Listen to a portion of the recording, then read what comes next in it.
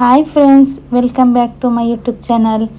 ನಾನಿವತ್ತು chicken green gravy ಮಾಡ್ತಾ ಇದ್ದೇನೆ. ತುಂಬಾ ಈಸಿಯಾಗಿ ಮತ್ತು ತುಂಬಾ ಟೇಸ್ಟಿಯಾಗಿ ಹೇಗೆ ಮಾಡುವುದಂತ ಹೇಳಿಕೊಡ್ತೇನೆ, ನೋಡೋಣ ಬನ್ನಿ. ಇನ್ನು ಅದಕ್ಕೆ ಮಸಾಲೆ ನಾವು ರೆಡಿ ಮಾಡುವ.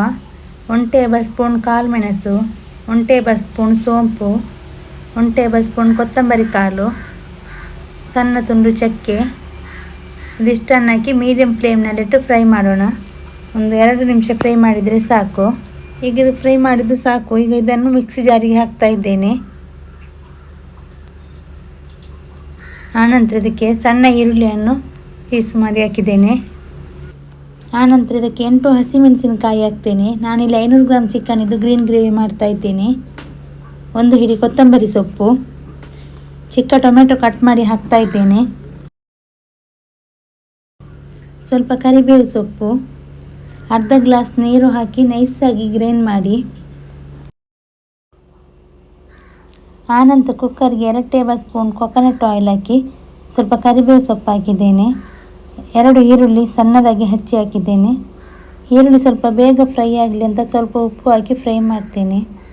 ನಾವು ಉಪ್ಪು ಹಾಕಿ ಫ್ರೈ ಮಾಡುವಾಗ ಈರುಳ್ಳಿ ಸ್ವಲ್ಪ ಬೇಗ ಫ್ರೈ ಆಗ್ತದೆ.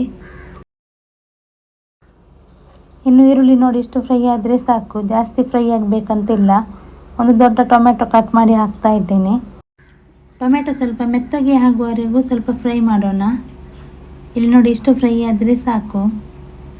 ಇನ್ನು ಇದಕ್ಕೆ ಗ್ರೈಂಡ್ ಮಾಡಿದ ಮಸಾಲೆಯನ್ನು ಹಾಕ್ತಾ ಇದ್ದೇನೆ. ಅರ್ಧ ಗ್ಲಾಸ್ ನೀರು ಮಿಕ್ಸಿ ತೊಳೆದು ಹಾಕ್ತೇನೆ. ಅರ್ಧ ಗ್ಲಾಸ್ ನೀರು ಗ್ರೈಂಡ್ ಮಾಡುವಾಗ ಹಾಕಿದ್ದೇನೆ, ಅರ್ಧ ಗ್ಲಾಸ್ ಮಿಕ್ಸಿ ತೊಳೆದು ಹಾಕ್ತಾ ಇದ್ದೇನೆ. ಇದನ್ನು ಸರಿಯಾಗಿ ಮಿಕ್ಸ್ ಮಾಡಿ.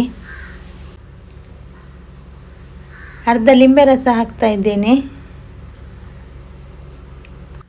ಅರ್ಧ ಟೀ ಸ್ಪೂನ್ ಅರಿಶಿನ ಪೌಡರ್ ಮತ್ತು ರುಚಿಗೆ ತಕ್ಕಷ್ಟು ಉಪ್ಪು. ಇದಿಷ್ಟನ್ನು ಹಾಕಿ ಮಿಕ್ಸ್ ಮಾಡಿ. ಇದು ಸರಿಯಾಗಿ ಒಂದು ಕುದಿ ಬರಲಿ, ಇದರ ಹಸಿ ವಾಸನೆ ಎಲ್ಲ ಹೋಗಬೇಕು. ಆನಂತರ ಚಿಕನ್ ಹಾಕಿ. ಇನ್ನೂ ಯಾರೆಲ್ಲ ನನ್ನ ಚಾನಲ್ಗೆ ಸಬ್ಸ್ಕ್ರೈಬ್ ಮಾಡಿಲ್ಲ, ಈಗಲೇ ಹೋಗಿ ಸಬ್ಸ್ಕ್ರೈಬ್ ಮಾಡಿ. ಪಕ್ಕದಲ್ಲಿರುವ ಬೆಲ್ ಬಟನನ್ನು ಒತ್ತಿ. ನಾನು ಹೊಸ ರೆಸಿಪಿ ಹಾಕ್ತಾ ಇರ್ತೇನೆ, ಆವಾಗ ನಿಮಗೆ ಅದರ ನೋಟಿಫಿಕೇಷನ್ ಸಿಗ್ತದೆ. ಇಲ್ಲಿ ನೋಡಿ ಇಷ್ಟು ಕುದಿ ಬಂದರೆ ಸಾಕು.